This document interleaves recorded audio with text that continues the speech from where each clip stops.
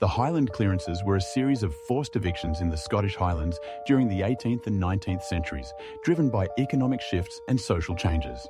Landowners, seeking to maximise profits, replaced small tenant farms with large-scale sheep farming, which displaced thousands of Highlanders and reshaped the region's economy and culture.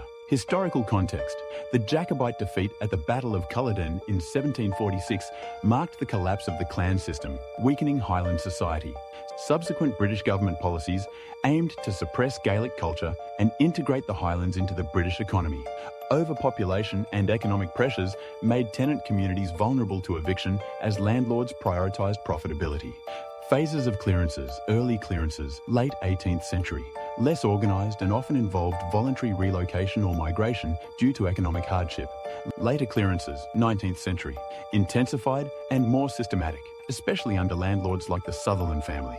Tenants were forcibly relocated to infertile coastal lands or encouraged to emigrate to colonies such as Canada, the US and Australia. Evictions were often harsh, with reports of homes burned to prevent return. Impact. The clearances displaced tens of thousands, leading to mass immigration and a decline in Highland population and culture. Gaelic language and traditions eroded as communities disintegrated. Economically, the Highlands shifted to sheep farming and hunting estates, but many areas remained underpopulated and impoverished. The Highland clearances are viewed as acts of modernisation by some, but are widely condemned as unjust and inhumane. They represent a turning point in Scottish history, marked by loss, cultural erosion and economic transformation, and remain a subject of significant debate and reflection.